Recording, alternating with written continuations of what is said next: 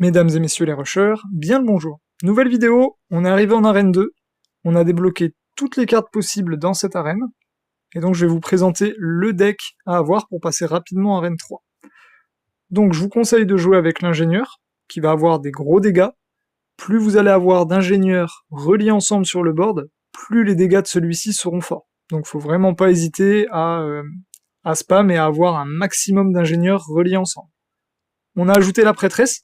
La prêtresse est une carte qui, quand elle est fusionnée entre elles, vous donne un boost de mana, donc va vous permettre de réinvoquer derrière. C'est vraiment intéressant de le jouer avec l'ingénieur, parce que ça va nous permettre de avoir beaucoup de mana, invoquer assez rapidement, et à pouvoir avoir le maximum d'ingénieurs reliés ensemble sur le board. J'ai rajouté le chasseur, si jamais l'ingénieur, on ne drop pas d'ingénieur sur nos invocations, c'est une carte qui va faire quand même des dégâts assez conséquents, et à ce niveau de jeu, c'est vraiment intéressant de l'avoir. Et j'ai laissé le mage tonitruant, qui va faire un petit peu de dégâts de zone, il va pouvoir toucher 3 mobs, simultanément, et le mage glacial, qui va nous permettre de ralentir les monstres sur le board, et du coup, sur un adversaire qui va nous tenir un petit peu, ça peut nous permettre de gratter ce qu'il faut pour aller chercher la victoire. Dès maintenant, on se lance une petite game, comme d'habitude. Ok. Donc on est sur un adversaire qui a gardé le deck de base. Donc comme expliqué précédemment, on va pas faire de fusion, sauf la prêtresse justement. Donc là, j'ai deux prêtresses, je vais les fusionner ensemble, pour les personnes qui connaissent pas la carte, et hop, vous voyez j'ai pris plus 120, plus 80. Alors j'ai pris 120 parce que c'est une carte technogène, et que le bonus de la semaine fait qu'on gagne 42 mana supplémentaires, mais normalement, quand je fusionne deux prêtresses ensemble, je prends plus 80 et plus 80. Donc 162 mana. Donc là, j'invoque en masse, et je refais le même schéma. Deux prêtresses ensemble. Ok, je récupère du mana. Pour l'instant, c'est les seules cartes qu'on va s'autoriser à fusionner ensemble, ce sont les prêtresses. Le reste, on garde sur le board, ça nous permet d'avoir du dégât et de prendre l'ascendant sur l'adversaire. Et c'est déjà bien parti pour l'instant. Donc c'est dommage, j'aimerais bien que la game dure un petit peu, j'aurais voulu mettre 6 ingénieurs ensemble pour vous montrer le petit bonus que ça peut apporter. En fait, l'ingénieur va devenir en feu et va faire des dégâts beaucoup plus importants sur les mobs. Je sais pas si on aura l'occasion de le voir dans cette vidéo.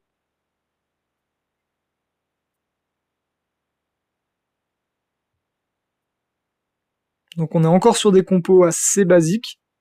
Plus on va avancer dans les vidéos, plus on va débloquer de cartes, et plus on va pouvoir faire des decks intéressants. Ok, donc là, à partir de là, je peux commencer à merge ensemble. Ça servait à rien précédemment, mais là, le but, c'est d'avoir des tiers plus haut que notre adversaire, de manière à lui mettre la pression. Là, on peut se débarrasser des mages de glace.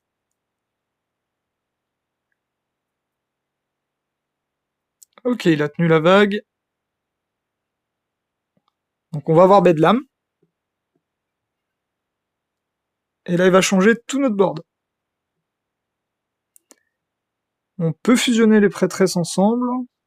Ça va nous redonner de la mana. Il va nous re-switch. Allez, ce serait bien qu'il nous laisse comme ça. On a pas mal d'ingénieurs. Ouais, je pense qu'on va se reprendre un flip.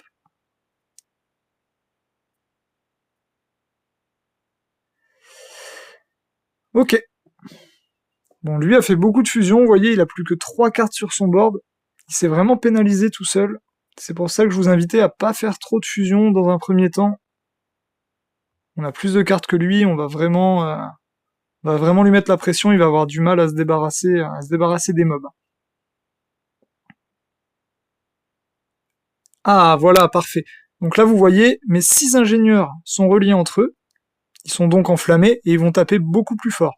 À partir de là, je peux me permettre de power up, c'est-à-dire améliorer les dégâts de mon ingénieur. J'ai mes mages de glace qui ralentissent comme il faut, et voilà. Tout simplement.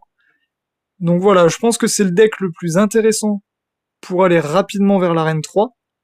Pas très technique, c'est sympa à jouer, l'ingénieur c'est vraiment une carte qui est très sympa, il y avait une méta, il y a quelque temps, une méta autour de cette carte, c'est assez fun à jouer, donc je vous invite à l'essayer, et je pense qu'on l'utilisera encore dans l'arène 3. J'espère que cette vidéo vous a plu et qu'elle vous a apporté l'aide nécessaire. Si jamais vous avez des questions, n'hésitez pas. Et puis à bientôt. Salut!